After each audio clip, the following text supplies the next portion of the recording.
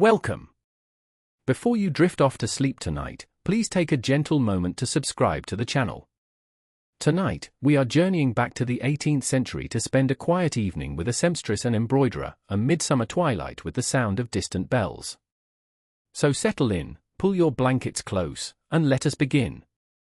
Imagine, then, a narrow Parisian lane where the gas of street lamps is not yet common and the light leans long and honeyed. The air is warm, and the sky hangs in a diluted blue that will soon be threaded with mauve.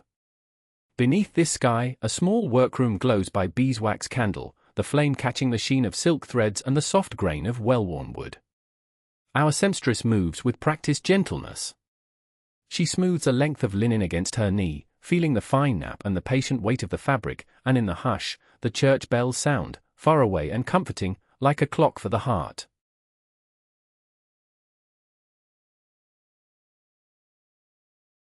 A single pane of glass in the window holds the world's color, the dusky blue of twilight, the soft green of an ivy leaf pressed against the outer sill, and the pale bronze of the bell tower where the bells toll in measured time. Inside, the room is wrapped in the domestic scents of beeswax and lavender, the latter bundled and drying in a shallow earthenware bowl. She unrolls a small basket of thread silk spun to a satin sheen, mercerized cotton with a soft bounce, and a spool of fine metal-wound thread used for occasional gilt embroidery. Her fingers, nimble and warm, pick out a length. The texture of the linen beneath her palm is cool yet reassuring, like the inside of a favorite apron, and the needle glints like a sliver of moonlight. Outside, a window shutter stirs, and the bell hums again, as if to remind the city to breathe together.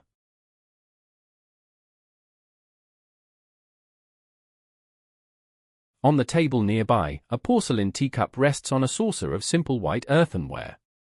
Steam curls from the tea herbal chamomile with a sprig of honey thyme, and the cup is pleasantly warm where she wraps both hands about it. The sensation is intimate, the fine, smooth glaze under her fingertips, the tiny, comforting weight as she tilts the cup to sip. Across from her, a small bundle of embroidery sits upon a soft hoop, the pattern traced in pencil and ready for the satin stitch. Light from the candle makes the threads glow, each stitch will catch that light in a different way. She breathes slowly, counting a quiet inward rhythm, and the distant bells mark each exhale like a steady, benign metronome. A moth flutters gently against the glass, its wings a whisper.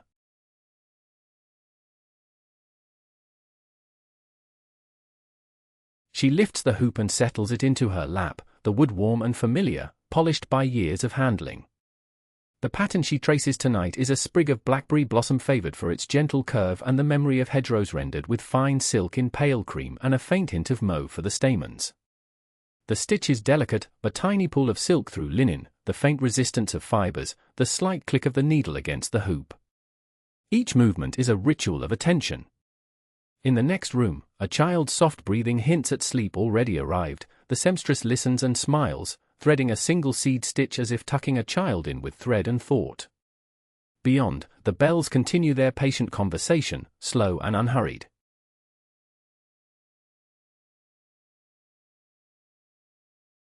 The seamstress folds a length of muslin so that its selvage aligns with practiced care, fingers precise.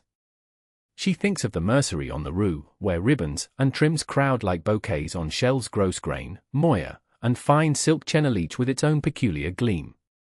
The memory of the morning's errands lingers, the hawker who wrapped a parcel in brown paper, the chat about weather and harvests, the way someone had smiled when she asked about a spool of thread. Such small exchanges are stitches in the cloth of daily life. As she sews a seam, she runs a thimbled finger along the line, the metal catches the candlelight, and the sound of the needle is a soft, rhythmic tapping that, combined with the distant bell, makes a gentle lullaby of labor.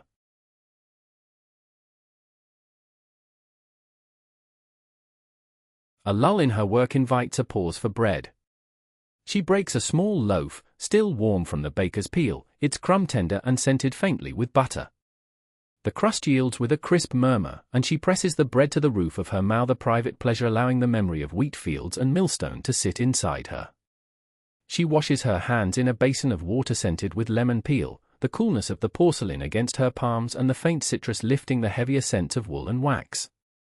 Returning to her embroidery, she chooses a deeper shade mulberry for the calyx and lets the needle draw a tiny cluster of French knots, each a near-silent bead of texture on the linen.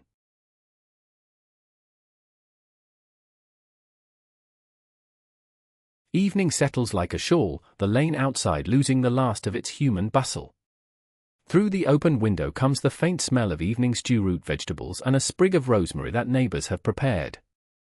The seamstress tucks a scrap of patterned silk as a swatch into a small book, annotating it in a neat hand with the dye used, weld for yellow, madder for red. Her notes are both practical and poetic, the way a color shifts when washed, or how sunlight softens a tone across months. In an envelope beside her sits a letter from her sister in the Marais, a line about a child's first tooth, another about a new dyeing technique. She reads it again and lets the warmth of family settle around her like a quilt.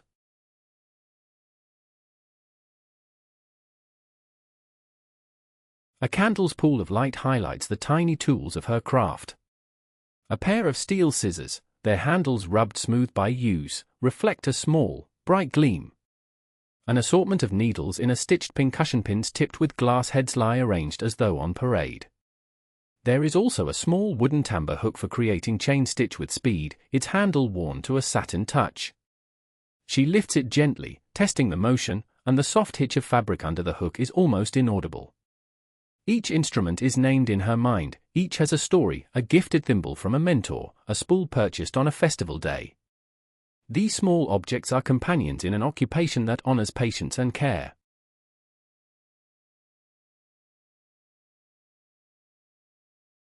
She thinks of the garments she has mended and created, bodices that cinched newly married waists, aprons that cradled infants' hands, a christening cap embroidered with minute loops of pearl-white thread.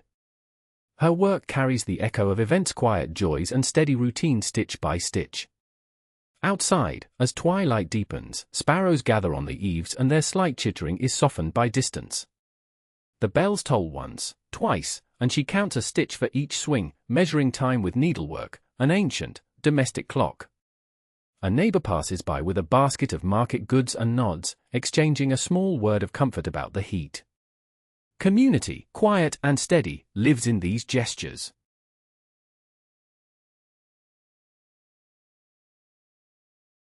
For a breath, she lays her work aside and straightens a small arranged posy of herbs, lavender, lemon balm, and a sprig of rue for its pleasant bitterness and insect-shedding virtue. She remembers, fondly, the apothecary's bench where she once apprenticed for a season, learning the weight and smell of dried herbs, how to press petals for sachets. The linen in her hand holds both utility and memory.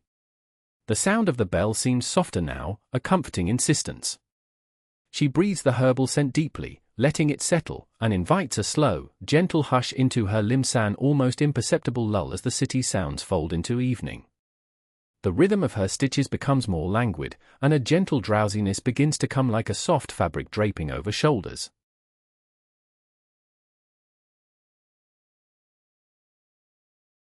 A child's muffled giggle drifts from the next room, a small, content sound soon replaced by the soft rasp of sleep.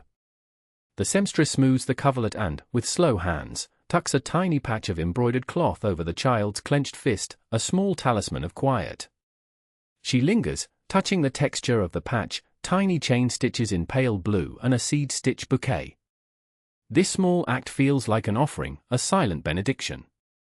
In the kitchen, a kettle hisses then quiets, a ribbon of steam rises and curls toward the rafters, carrying with it the faint perfume of mint leaves. The bells keep their measured discourse, now more distant, as if the city itself is starting to exhale.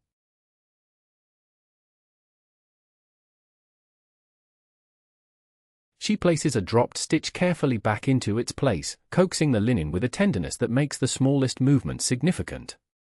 Her hands know how to coax reinforcements into being, how to make a tiny repair feel whole. Beside her, a small notebook lists commissions, a cushion cover in blue damask, a handkerchief edged in drawn thread work, a small reticule embroidered with a sprig of thyme for a bride-to-be. Each line holds not merely instructions but small expectations, dates, names, finishing touches. She keeps the book close, turning the page with a soft flutter, feeling the paper's texture, and names in her mind the hands that will eventually hold these pieces. The anticipation is gentle, unhurried.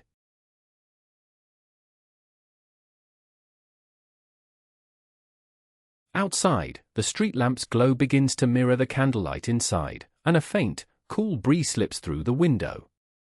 It carries with it the delicate sound of leaves against stone and the scent of riverborne coolness. The seamstress lifts her face to the air, feeling the coolness along her cheek, and her sewing slows in cadence. She thinks of the Seine, its lazy current reflecting the sky with a silver hush, and of the small barges whose low creak once took goods from the market. The thought is restful.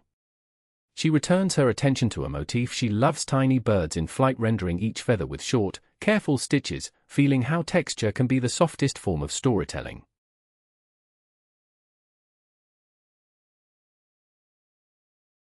In a tiny drawer under her table, she keeps scraps of ribbon and lace saved from garments that have known better days. There is a sentiment to these remnants: a scrap of black lace that once trimmed a morning cap now waits for reinvention, a length of pink ribbon that once tied a child's hair now destined for a new cuff. She selects a piece of narrow lace, its patterning reminiscent of frost, and pins it gently along an edge. The lace's texture is cool and slightly papery beneath her thumb, and the needle draws it into place with a reserved click. The bells toll in the background like a Pacific tide, and she senses a drowsy contentment settle, as if the city has wrapped itself in a collective blanket.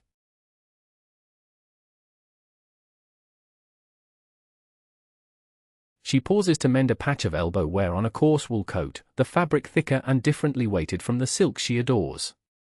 The stitch required is more robust and overcast that will survive the march of seasons. She takes care to match the thread to the wool's napped surface, brushing small fibers into alignment so the repair will read as though it belonged there from the beginning. As she works, the thought of preservation comforts her, that mending is an act of soft stewardship, giving continuity to everyday objects. A neighbor's door closes with a small, muffled thud, and a dog's gentle whine resolves into sleep. The bell rings again, and a small wave of calm passes through the room.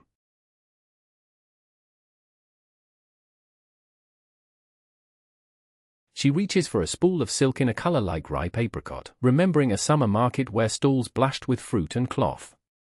The silk slips between her fingers like water, cool and subtly luminous. She pins the edge to ensure a pleat will fall where desired, feeling the tension and release as the fold settles. The act is almost meditative: measure, fold, pin, stitch. Each movement is considered, like the composition of a small garden bed where every plant is placed for the breeze. The distant bells seem to sink their tolling to her needlework, an informal duet between craft and cathedral that steadies the heart.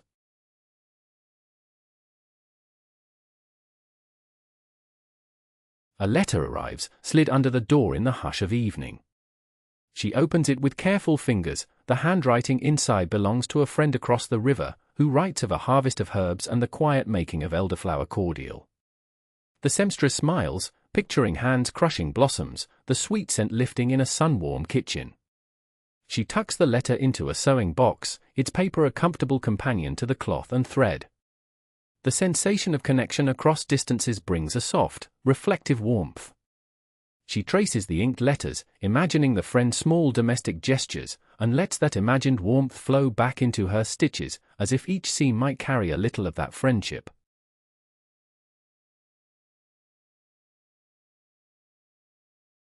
Her lamp casts a long, mellow shadow across the tabletop, and the candle's wax pool glows like a little reservoir of amber.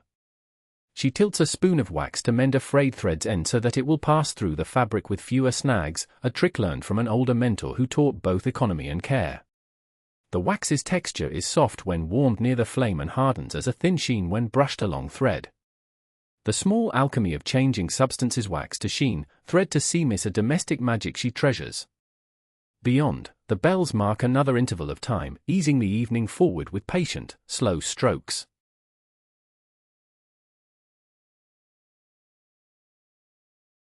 The seamstress sets out a small tray of glass beads for a commission, a stomacher richly ornamented for a patron's gown. The beads sit like a miniature constellation, each catching the candlelight in its own way. She arranges them by shade: pale pearl, rose, and a deeper sepia until their gradation pleases her eye, and then begins the slow, careful work of couching them into place. The stitch is tiny and exacting, and the rhythm of it is hypnotic: bead, stitch, bead, stitch. With every added bead the design breathes more fully, and she imagines the gown's wearer moving in a soft salon, the beads catching the light as she turns. The bell tolls once more, uncanny in its ability to feel like an old friend.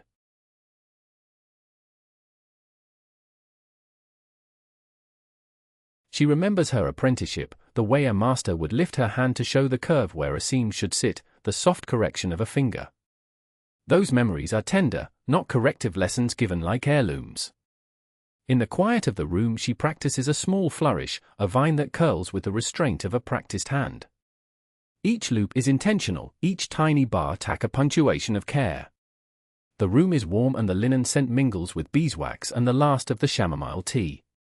Outside, a lantern guttering in the lane casts a slattered light that moves slowly across the wall, and the seamstress lets herself be soothed by the unchanging business of such light and small work.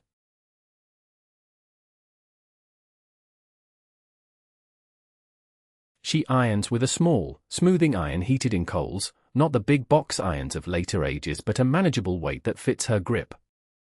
The metal hums with retained heat, against the linen it gives a comforting, decisive sigh as wrinkles flatten and fibers align. The steam rises in a delicate line, scenting the air with a faint mineral tang. Pressing is a graciousness to Clothan expression of dignity, and she treats each garment as though it were a small portrait. As she works the iron, she hums a simple tune, an old lullaby whose words are mostly forgotten but whose cadence is remembered in the bones. The bells toll very softly now, like distant breathing, and the room's edges seem to slow.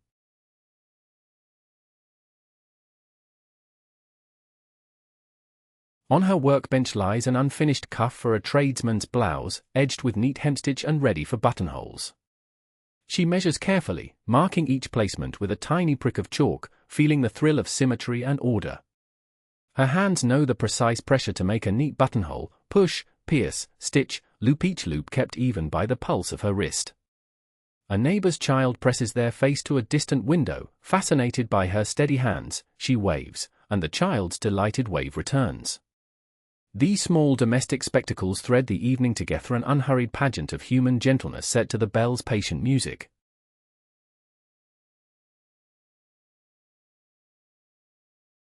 A small bowl of fruit sits nearby, ripe peaches and a cluster of dark grapes, gathered from a market stall earlier in the day. She slices a peach, its skin parting with a soft sigh, and the scent rises like a warm, sunlit memory. The flesh is tender and sweet. She savors it slowly, her hands sticky at the fingertips, and then wipes them on a corner of a linen towel soft with washings. Eating is an aside of pleasure between the stitches, a private, modest feast. As she eats, she thinks of later customers who prize such delicate details, who seek not only usefulness but a certain refinement. The thought is gentle and free of vanity, simply an appreciation for things done well.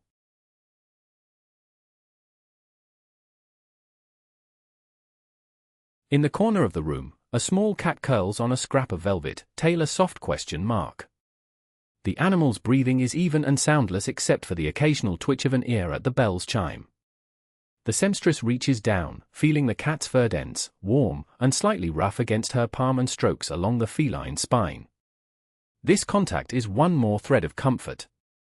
The cat purrs, a velveteen motor, and the seamstress smiles, returning to her work with gentleness doubled. It feels as though the evening is stitched together by many quiet beings, her, the child, the cat, the furniture, and the sustained rhythm of the bells beyond.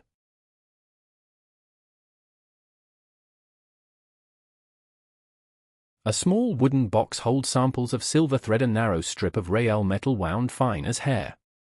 She uses this sparingly, for accents on ceremonial gloves or on the thread of a wedding kerchief.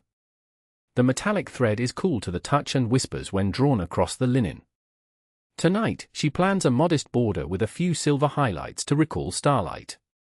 She handles the metallic like a precious commodity, measuring and securing each line with a backstitch that will keep the shine from loosening. The act demands attentiveness, mistakes are costly. Thus, her breathing becomes calm and precise, matching the deliberate rhythm of needle and bell.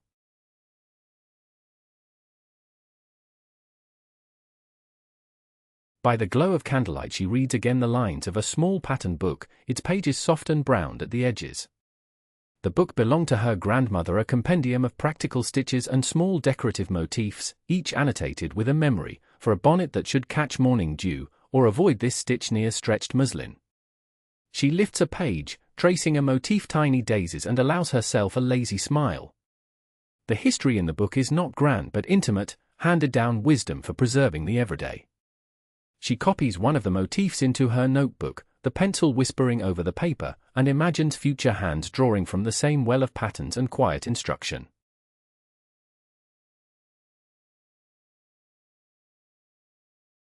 She washes a small handkerchief by hand with a bar of mild soap, the lather a pearly foam that slips like satin between fingers. Washing is slow and deliberate: fold, press, rinse, and then a careful smoothing before it is hung on a line in the window to air in the approbation of the evening breeze. The linen blossoms with a clean, faint scent that mingles with the lavender and beeswax already present in the room. The simple motion of cleansing carries with it a ritual clarity, and as she waits for the cloth to dry, she sits back, letting the quiet of the room gather around her like a shawl. The bells repeat their gentle cadence, uninterrupted, unfussy, endlessly reassuring.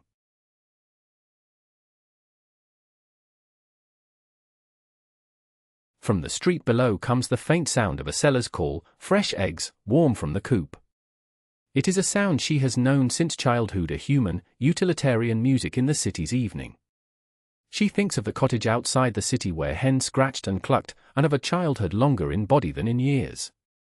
The seamstress selects a delicate stitch called drawn thread work for a commission and begins to withdraw threads with careful fingers, creating a latticed window in the linen. The work requires a patient mind and precise touch, and the rhythm of withdrawing and binding threads fits neatly into the bell's slow measure.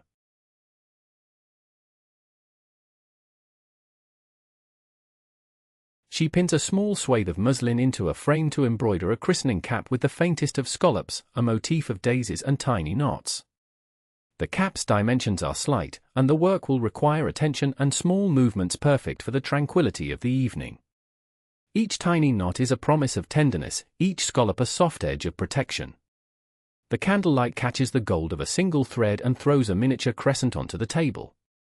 She feels the gentle weight of responsibility that comes with making items for rites of passage, and finds it wholly honorable. The bells ring again, and the seamstress breathes with the motion of each peal.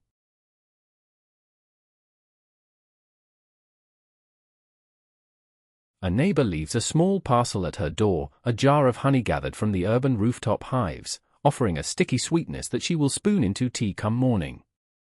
She tastes a dab on her finger, the richness is immediate and sunny, an echo of flowers and heat.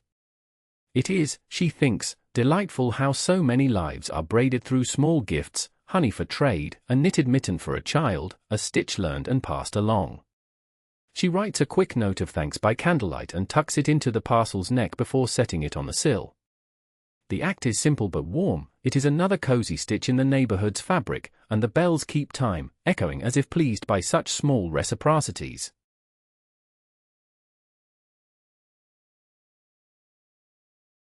She works on a small painted pattern transferred to linen, the pigments faint but clear under the candle's glow.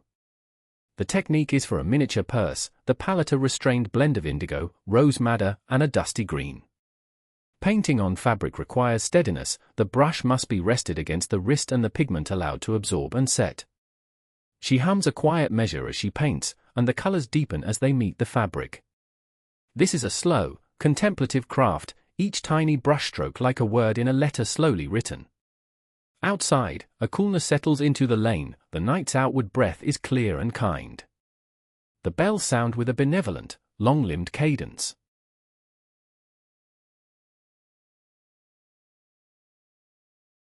On her lap, a half-made reticule sits open, its silk lining soft and reassuring. She stitches the lining with tiny running stitches that feel almost like whispered phrases. The lining is a shelter for small tokens, a scrap of loved one's handwriting, a coin carried for luck, a pressed violet. These small things are private, and she treats them with reverence. As the reticule grows, she imagines its future owner pausing to retrieve some intimate object, a lock of hair, perhaps, or a pinch of lavender, finding comfort in the reticule's small, stitched heart. The bells mark a slow quarter hour and she lays down her work to listen, letting the moment hold like a gently cupped hand.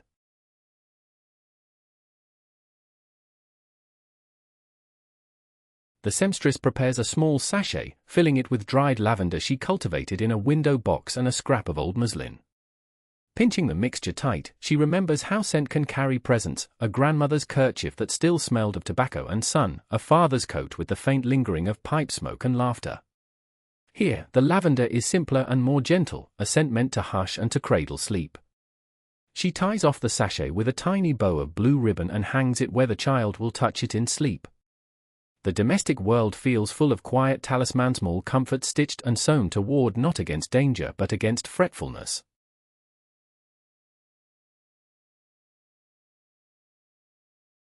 She sands the edges of a wooden needle case until they are smooth, the small file leaving a whisper of sawdust that falls like fine snow across the bench. The wood smells of sap and earth, and it feels warm beneath her palm. She inlays a small mother-of-pearl disc on its lid, pressing it with the patience of one who delights in small privileges. The mother-of-pearl warms to the room's atmosphere and flashes soft rainbows when she brushes it with a fingertip. Each object she tends to becomes not only useful but a little repository of care, a crafted domestic luxury that lives in everydayness rather than ostentation.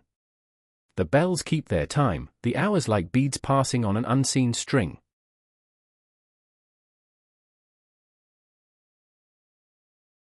A soft rain begins to patter far off, at first a distant percussion on the slate roofs and then closer, a gentle patter that makes the air smell fresh and cool.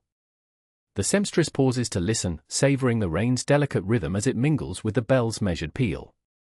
She lifts a small scrap of moss-green wool and feels its nap soft and a little lustrous and measures it for a cap that will be both warm and handsome for the coming coolness. Rain on the roof is another lullaby. It softens the city's edges and makes indoor life feel more intimate. The stitch of cloth and the stitch of rain weave a quiet duet.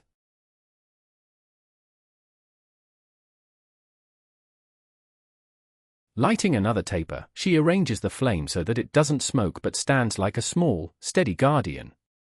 The glow brings out the colors of her threads as though from sleep: deep indigo, rose madder, the faintest gray-green.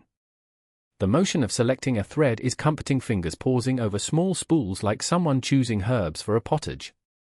She chooses a thread the color of dusk and begins a motif meant to echo the river's curve, the embroidery line mimicking water's lazy meanders. The bell rings and the sound is distant enough now to be an accompaniment rather than a call, a softly spotted presence that keeps time without urgency.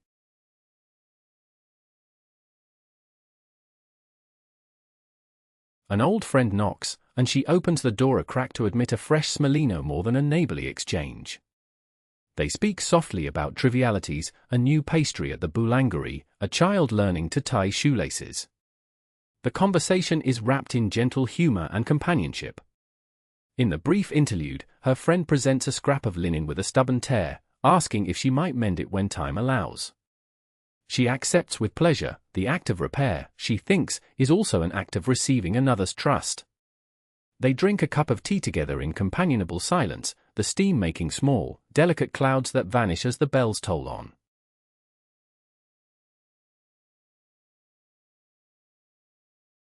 She examines a pattern for drawn thread work and decides to adapt it for a bridal kerchief, softening some edges, adding a small motif of forget-me-nots for fidelity. The kerchief will be a quiet thing, delicate, intimate, and cradling memory. She lays it flat and marks guidelines, the chalk whispering like a secret. The process is pilgrim-like, small, steady steps toward a finished offering. The bells toll in the distance, as though lending a blessing to the kerchief's becoming. As she works, she hums the tune that came to her with the iron earlier, letting the melody thread through her fingers so that the stitches themselves carry a lullaby.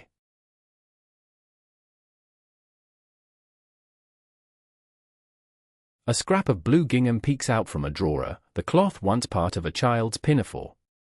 She smooths it and decides to incorporate it into a sampler, a small record of stitches, hues, and the stories they tell. Samplers are maps of learning. In them, she preserves techniques and the memory of hands that taught her.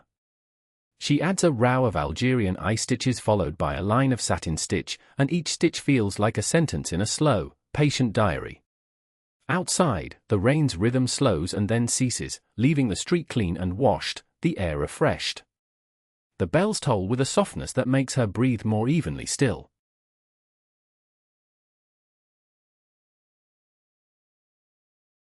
She reaches for an old pair of gloves, considering how to reline them with a softer silk for a patron whose hands are grown frail.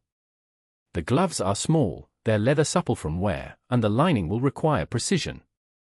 She measures and cuts, feeling the difference between leather and fabric under her blades, and then sets about hand-stitching the new lining in place with close, fine stitches. The motion is tender, the gloves will offer warmth and a better fit, and she relishes the thought of someone's fingers snug within her care. The bell sounds again, and she allows her breathing to align with it, feeling peace spread through each measured breath.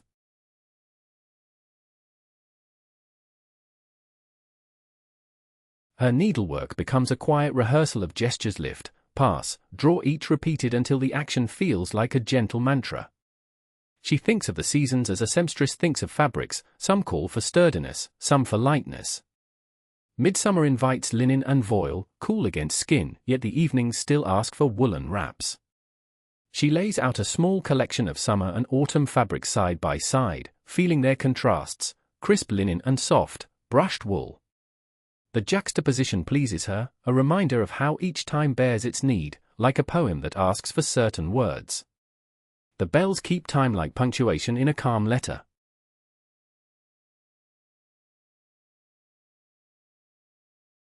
A soft light spills across a tiny portrait pinned to the wall of her workroom, a painted likeness of a woman whose hands are embroidering much like hers. The portrait is of an ancestor perhaps, or a mother, and she often seeks reassurance in its steady gaze. There is a quiet lineage of hands, fingers that learned the same loops, palms that steadied the same frames. She sits, fingers resting lightly in her lap, and imagines the stories held in those painted eyes.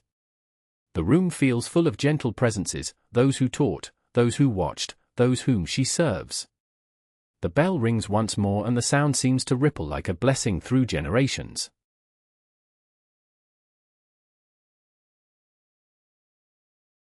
She paces the outline of a hopeful commission, a pair of embellished cuffs with embroidery of barley and wheat, a motif chosen by a miller's wife who wished to honor her husband's trade. The pattern is simple but dignified, worked in tones of straw gold and muted green. She lays the cuff on the table and begins, seam by seam, to stitch the barley head with meticulous tiny stitches that suggest grain without fuss. The labor is slow and satisfying. The bell listens and answers in its own time, and the seamstress allows the process to lull her into a deeper state of restfulness. Her hands move now as if remembering a lullaby.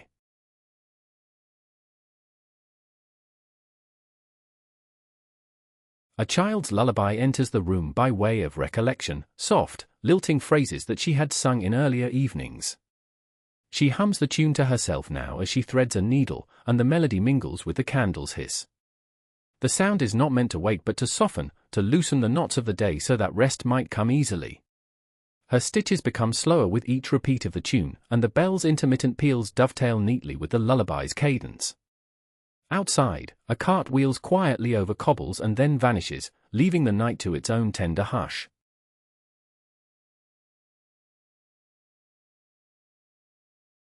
She arranges a small bedside tray for the child who sleeps nearby, a cup with the last warmth of tea, a folded kerchief, and a tiny book of illustrated prayers and folk wisdom. The objects are placed with a calm deliberation, cup to the left, kerchief to the right, book within arm's reach. The act is one of her habitual Carian evening architecture that ensures safety in the most mundane sense. She smooths a blanket, brushing away an errant thread, and finds solace in the order of things. The bells sound a long, supportive note, and she allows herself to linger in that note, feeling as though the world itself has taken a contented breath.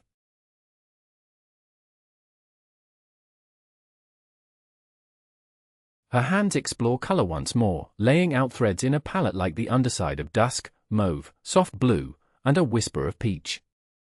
She selects a stitch that will show a gentle sheen, long and short stitch, and commences to fill in the petals of a small rose. The motion is slow and delicate, each thread placed to catch the light when it chooses. She thinks how such small decisions can alter the mood of a piece. The right thread can make an embroidered bloom look as though it breathes. The bell chimes, and with it, a sense of being held in a larger, benevolent order.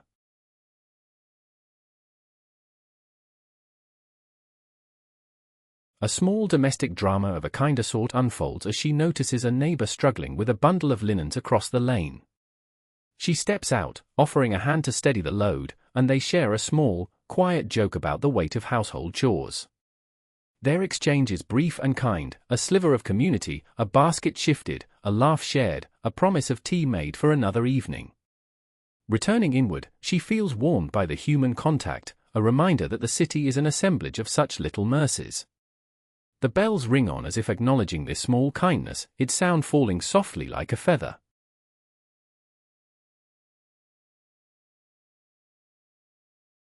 She tends a sample of goldwork, the technique that gleams with a modest wealth, no fanfare, just slow, patient shine. Gold threads are couched with silk so that the metallic line sits upon the surface, catching light when the wearer moves. The work requires concentration and reverence. The gold can be easily disturbed by clumsy hands, so she takes each stitch like a vow. The metallic thread feels strangely cool even beneath her warm fingers. The bell tolls, and the slow, patient work continues, rhythmic and hushful, like someone breathing steadily beside you.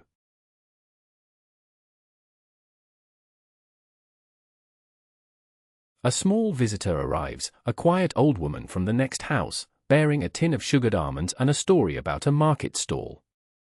They sit together, slippers at the edge of the hearth, and talk quietly of simple pleasures: the texture of a new cloth, the surprise of finding the perfect button. Conversation is a craft too, in its own right, small stitches of words that form a reed basket of connection. The seamstress listens, enriched by the shared recollections, and learns a few small tips how best to store thread to prevent tangling, for one. Their laughter is soft, worthy of the evening's tone, and the bells answer gently.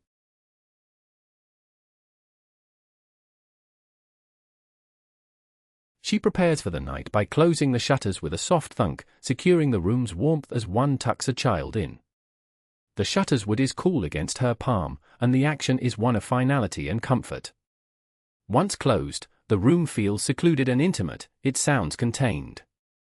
She lights a smaller candle and places it in a glass holder to ward the draught from the flame. The smaller light suggests the night's gentleness rather than the vigor of day. The bells are softer now, their sound diffused by distance and time. She exhales, and for a moment, all her motion slow as if beneath a velvet cloth.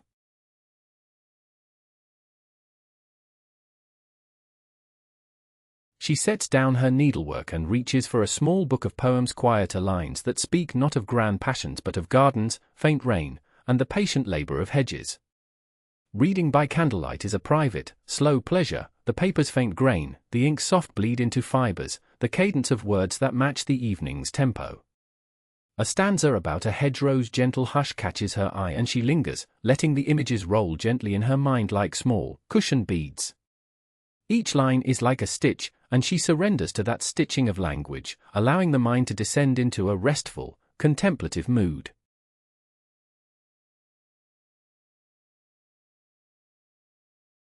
The seamstress begins a tiny embroidery for a button, a floral rosette designed to be both practical and beautiful. She cuts a small circle of cloth, pulls it taut in a ring, and begins to wrap stitches into a raised form. To form a button is to make something small and complete, a private universe stitched to fasten an opening. The tactile pleasure of creating a three-dimensional bead from thread fills her with quiet satisfaction. The bell tolls slowly, almost as if the city too were closing its eyes, and the faint creak of some distant hinge adds a domestic percussion to the evening's lullaby.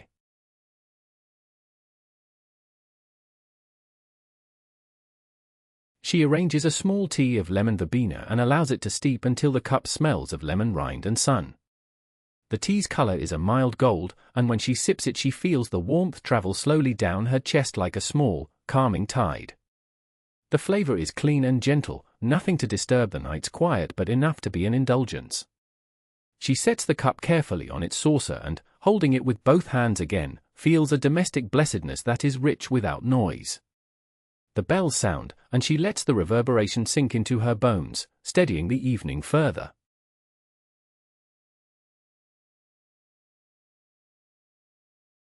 At the table, she places a small wax tablet and uses the stylus to sketch a design she might embroider tomorrow, an arch of roses lifting gently like an offering. The wax gives a soft resistance and then accepts the stylus line with a muted click. Drawing helps plan stitches, and it also quiets thought into an orderly, calming pattern. She uses no bright colors, yet only the lines promise, but the imagining itself is soothing. The bell chimes, and each toll seems to fold another layer of weariness into the room, but in the soft, companionable way of lullabies rather than burdens.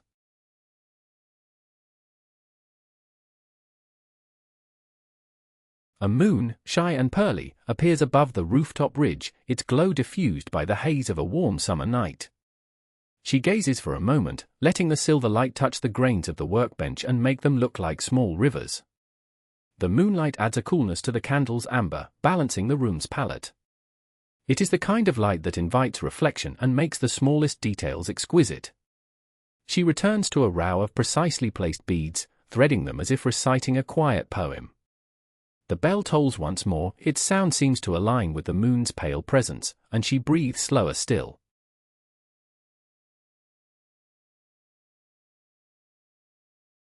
She prepares a small envelope to send to a sister in the country, inside a scrap of embroidery, a tiny sewn-in sachet of lavender, and a few stitched lines on a handkerchief. Sealing such packages is an intimate act, sending a piece of one's domestic world to another's. The process of folding, tucking, and binding with wax takes time and care. She presses a sealer small carved floral motif into warm wax, leaving an impression like a printed blessing. The bells toll quietly, and she imagines the parcel's eventual journey, a carriage winding past hedgerows, a recipient's thoughtful fingers finding the sachet and smiling. The thought is uncomplicated and wholly tender.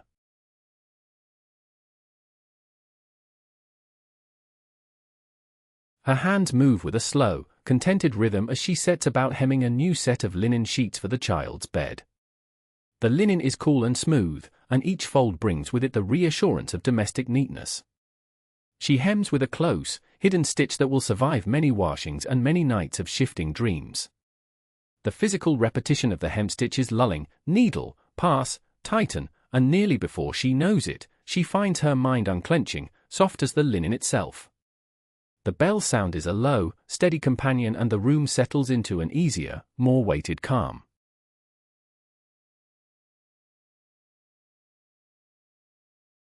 A memory surfaces, her grandmother teaching her to tie a bow, 2 loops and a small, patient pull, and the simplicity of instruction leaves a smile on her lips. She practices the bow with a length of ribbon, letting her fingers remember the motion as if it were a prayer. The ribbon's texture is satiny and slightly warm from the room, its edges finished in a faintly dusty sheen. Bow tying is, for her, a tiny domestic ceremony. It closes the present, finishes the package, and offers the world a neatly made thing. The bells toll and she hears the building cadence within herself settling into quietude.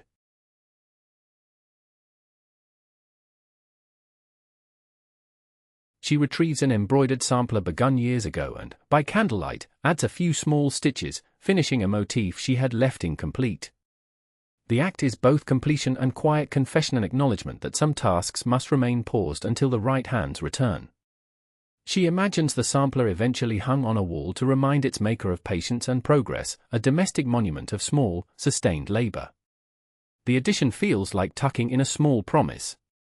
The bell's tone lingers, and she lets that sustain the room's hush, each stroke of her needle a small finality that is more restful than urgent.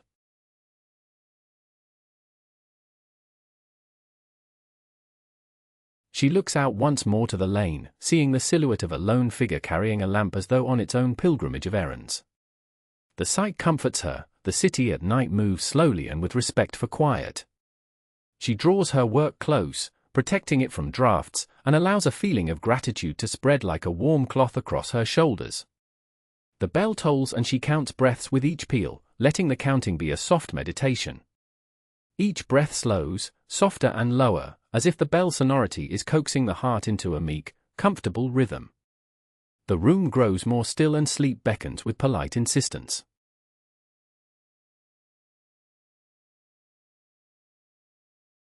She places her hands in her lap and practices slow breathing as she watches the candle's flame lean and straighten. Each inhalation fills her gently, and the exhale carries out some residue of daytime. The motion is deliberate, the kind of breathing taught to children as a remedy for restlessness.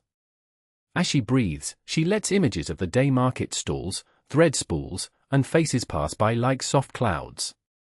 The bell tolls now with ever greater distance, as though gently receding into the fabric of the night. The seamstress feels her eyelids grow heavy and accepts the gentle draw toward sleep.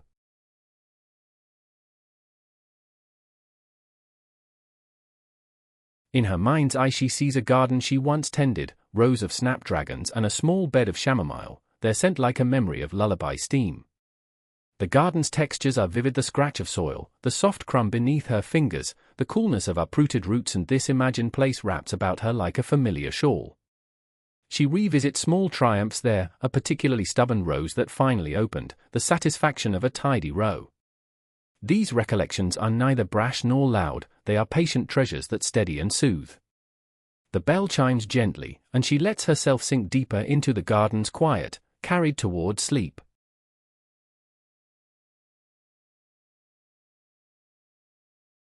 The seamstress touches the embroidery in her lap one final time for the evening, smoothing a thread, tucking a tiny tail beneath a neighboring stitch.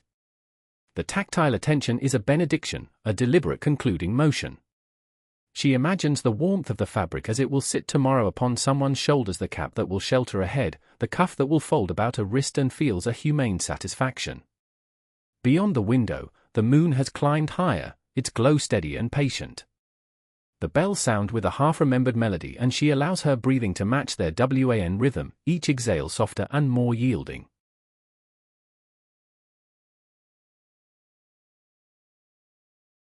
She prepares the room for sleep in a ritual of small gestures. The taper is trimmed and set slightly lower in the holder, the thimble and needlebox tucked into a drawer, and a final sweep of the palm across the workbench clears away the crumbs of thread.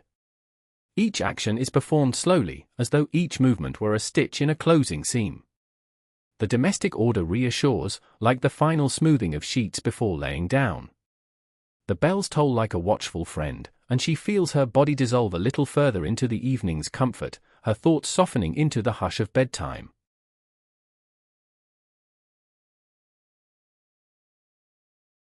She tucks the child's blanket firmly around small shoulders and leans to press a cool, clean forehead with a small, steady kiss, an act so old and soft it needs no flourish. In the dimness, a tiny hand curls into her palm for a moment, a small pressure that anchors her heart. She leaves the child sleeping and returns to her chair, where the embroidery rests like a quiet thought. The bell rings again, mournful only in its distance, not in tone, and she lets its measured sound blend with the soft breathing downstream. Her own eyelids now feel like curtains drawn of linen, weighty and warm.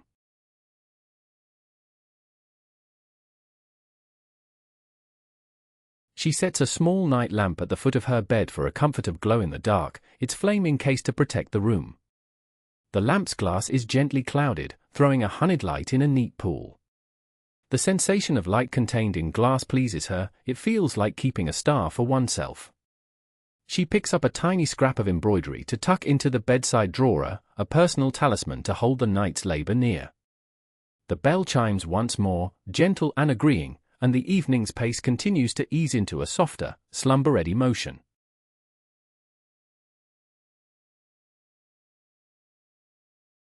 She lies down, the mattress firm but yielding beneath, her body warmed by a day's labor.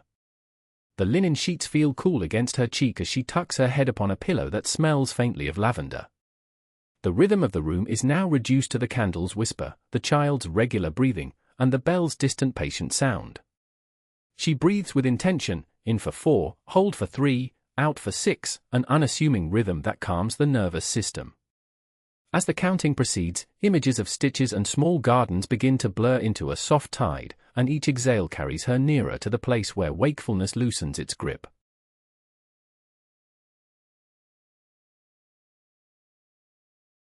She imagines the sewn items she has crafted being used gently in the world, a patched sleeve warmed by hands, a reticule held to a chest, a handkerchief pressed to a smile.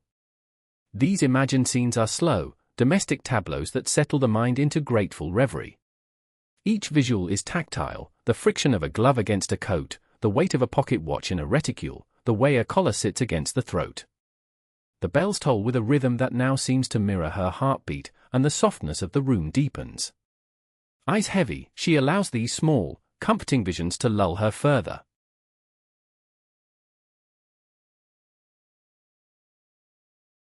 Her breathing becomes a steady, oceanic motion and the seams of consciousness begin to blur. She recalls the scent of beeswax one last time the candles wax a familiar, homely perfume and imagines the flame drawing itself thin, conserving its strength. In this half-light, thoughts become simple and gentle, like a hem being folded in. The bell sounds, a single note that seems to hold more space than before. She follows it inward, letting the sound be a guide. The world outside grows softer, distant voices muffled into the texture of the night. Sleep's approach is tender and inevitable, like a well-made garment slipping over the shoulders.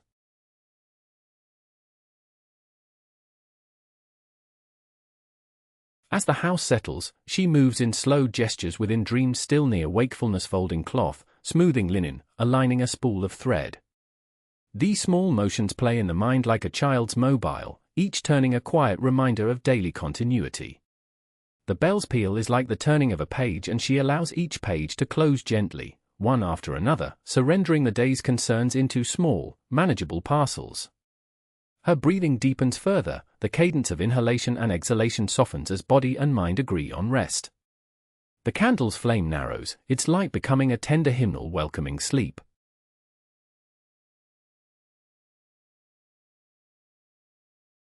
In the gentle house dark she senses warmth, the cat at the foot of the bed, the child's slumber in the next room, the distant murmur of other households.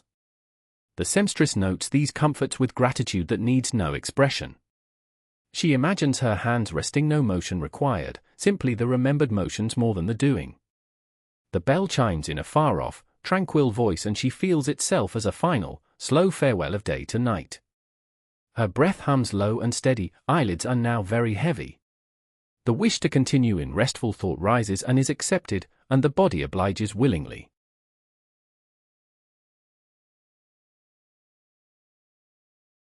The mind drifts into a meditative repetition of a favorite stitch, a simple chain, repeated slowly until the pattern blurs into a rhythmic softness.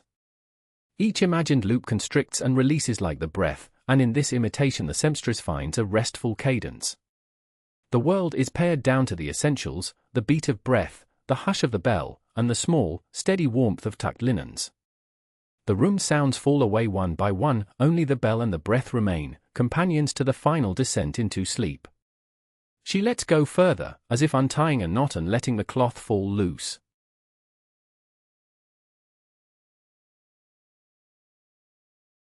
Now, thoughts swirl not with images of work but with colors and textures, the rosy glow of peach flesh, the coolness of white linen, the faint shimmer of pearl beads.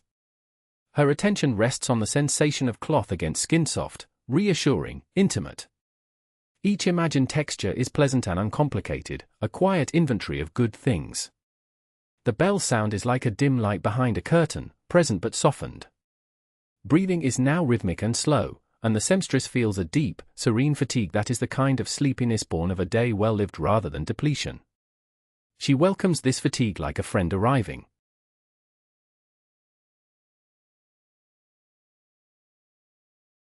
A gentle repetition takes over her mind, the curling of a vine motif, the small French knot, the tiniest satin stitch. Each mental repetition lulls further. The bell, which once outlined the evening, now becomes an ambient note in the background of her inner landscape, reassuring without command. Her limbs sink deeper into the mattress and the pillow cradles her head with the familiar scent of lavender that eases the last of wakefulness. The seamstress smiles in sleep's near embrace, her mouth relaxed and eyes heavy. She drifts, lightly, toward a more porous slumber where dreams can enter gently and slowly.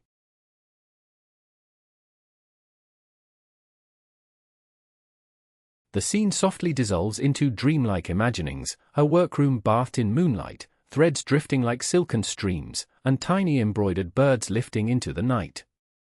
The imagery is restful and neutral, no sharp edges, no startling sound, simply a tidy procession of small, lovely details. The bell is now a gentle echo, almost dreamt, and her breath and the bell begin a slow duet.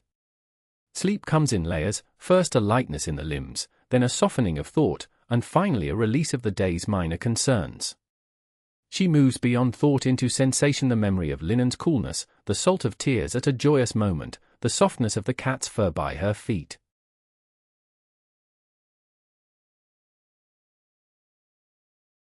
In the twilight between waking and sleeping, she imagines a field of tiny white flowers so small they look like snow from a distance, drifting down and settling on the ground.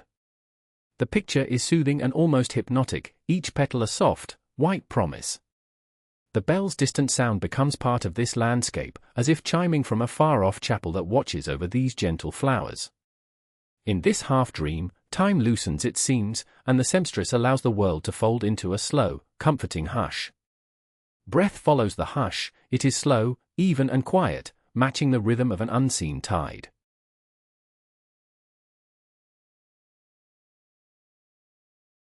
Her mind offers only small, lovely things now, a hand-stitched glove warmed in a pocket, fresh bread split at the table, the hush of someone humming at prayer. These images are like small pebbles placed in a river of sleep, each smooth, each harmless, each guiding the current gently.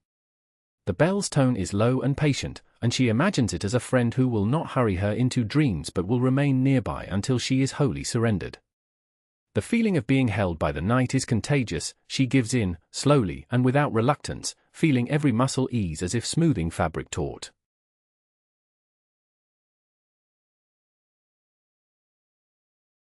The seamstress drifts deeper. The sensation of her fingers, the knowledge of knot and loop and pull stays as a faint hum in her bones, a comforting memory even as action ceases.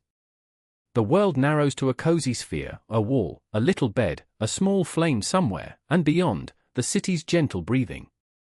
The bell's soft sonority has become a sound from another room in a house she has always known. The body releases more jaw, shoulders, knees, and sleep's texture grows thicker and less disturbed. Night enfolds her like a well-stitched quilt.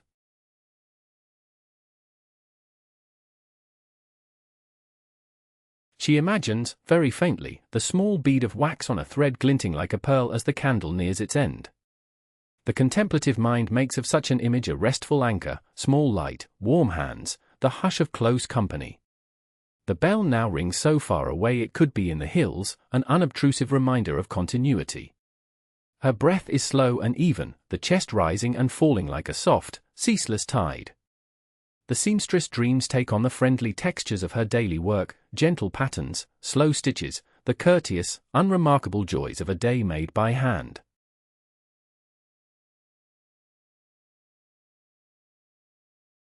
Now the final phase of waking surrenders, thought becomes minimal, images more like touches than plots, linen brushed, a child's small palm, the cat's warmth. The bell rings once, the sound so faint it may be imagined, and is followed by a hush so complete it is almost a caress. She is nearly entirely within sleep's fold, only the soft drum of breath and the faint life of the room remain alert. Each breath is slow and unconcerned. The candle's light thins into a small ember, and shadows melt into a peaceful, unremarked dark that is nonetheless warm and tender.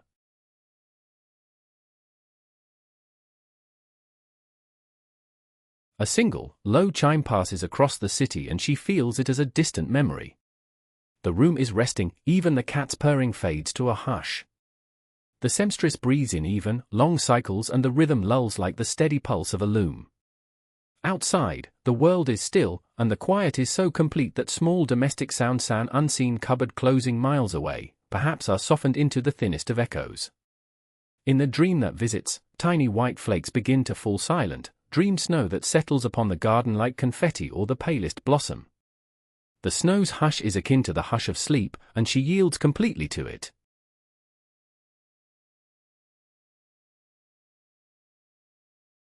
The imagined snow falls steadily yet gently, each flake feather-soft and harmless. It covers the garden paths in a muffling, paper-thin blanket. There is no cold in this snow, only the tenderness of a world made quiet for rest. The bell tolls as if from a chapel wrapped in distance and sleep, the echo is long and restful. The seamstress breathing is steady and soft now, the kind that comes when dreaming has claimed the night. In the room, the ember of the candle breathes faintly, and the small lamp keeps the immediate circle of her world safe and warm. Sleep reigns.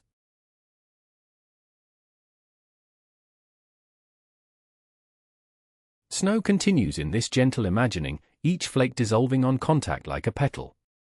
The city is muffled beneath the light hush, footsteps are all but silenced. She sleeps with her hands loose in her lap, the fingers slightly curled as if still remembering the loop of a stitch. The bell sound becomes an almost inaudible vibration, comforting rather than calling. The dream snow's hush is a balm, it smooths the night into an even surface and the seamstress is contained in this soft bubble of warmth. Her breath slows further, deep as any slow tide.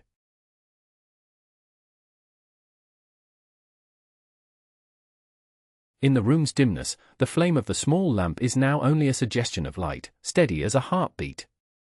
The imagined snow drifts like lace around the window frame and gathers in small, delicate swags on the sill. The bell's distant voice is now a memory that keeps a gentle rhythm in the background of sleep. The body relaxes wholly, jaw unclenched, shoulders sunk, limbs surrendered. Sound is minimal, only the faintest creak of house settling persists. The seamstress rests fully, surrounded by the soft things she has made and the softer dreams that have come to keep her company.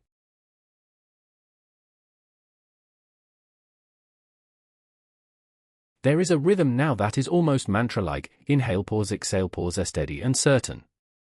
The eyelids are fully closed, and the mind holds simple, agreeable images, the weight of a cup in the hand, the warmth of a shared blanket, the feel of thread sliding gentle through cloth. The snow in the dream space continues without chill, settling like confetti that honors the quietness of the world. The distant bell chimes once more and is swept away into the larger hush. Sleep's fabric is seamless and comfortable. She rests in it, protected and content.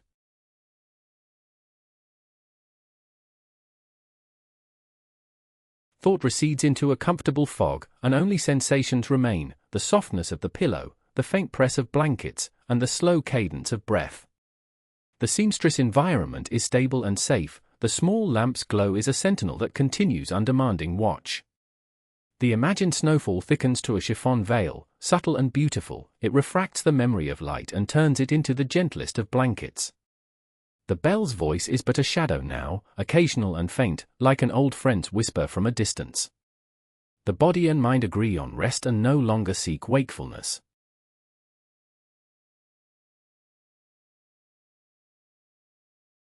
The room sounds are minimal, only the sigh of a settling house and the seamless hush of night. The breath becomes longer intervals, full and easy, and the seamstress sleeping posture softens further into comfortable collapse. The dream snow continues to fall, and she dreams of small stitches forming whole cloths, each perfect in their simplicity. The bells toll once then fade into a sound like water far away. Sleep is thick and untroubled, the mind no longer strings together coherent thought but savors texture and warmth as if they were small, private treasures.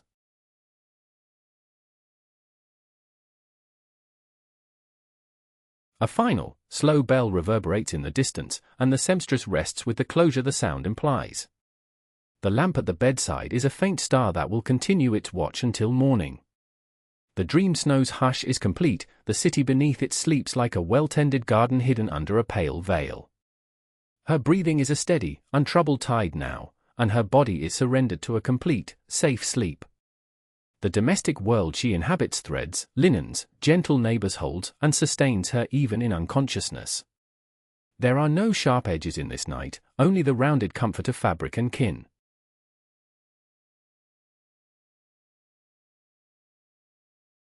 The hush of the room is full and kindly. The candle's last ember breathes out without commotion and the lamp maintains a patient glow. The seamstress is deep in slumber, and the soft rhythms of the household continue as background lullaby, slow breathing, distant bells, the imagined snow's whisper. There is a deep steadiness to this sleep, as if the house itself were tucking its residents in with a careful hand. All is well and safe. In this restful, vast quiet, nothing stirs that might cause worry, only the calm persistence of night and the thoughtful, gentle care of domestic life remain.